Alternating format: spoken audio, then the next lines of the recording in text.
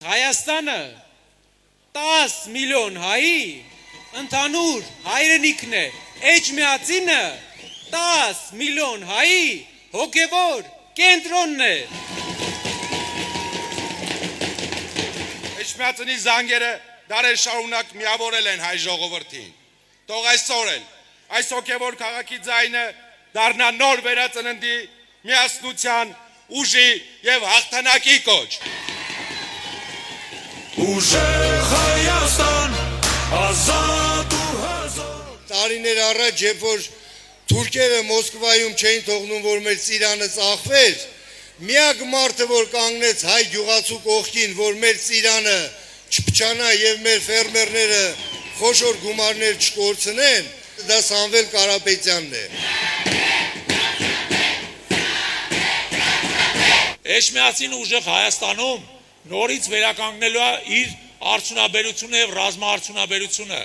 Այստեղ է կռվելու մեր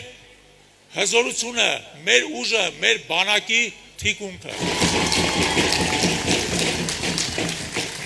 Ամենաճիշտ ճանապարհը ընտրությունների գնալն է, որովհետեւ ընտրություններով մենք տեր ենք կանգնելու Հայաստանին, հայկական Հայաստանին, որ մեր հազարամյա Հայաստանը մնա հայկական, որ 300,000 ադրբեջանցի չգա այստեղ, որովհետև մենք ուզում ենք ապրել մեր երկրում։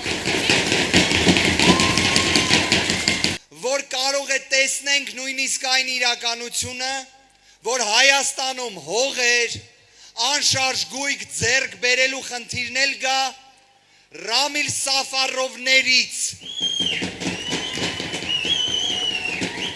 Մենք նախաձեռնելու ենք Սաֆարովների կանխարգելման մասին օրենք,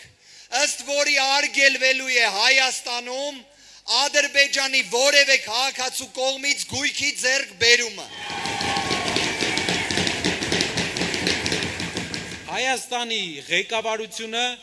պետք է դադարի պայքարել սեփական կրոնի դեմ։ Հայաստանի ղեկավարությունը պետք է հասկանա,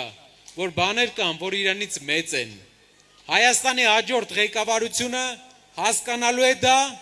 Էջմիածինը դառնալու է առանձին հոգևոր կենտրոն, առանձին քաղաք եւ Հայաստանի ամենազարգացած տուրիստական կենտրոններից մեկը։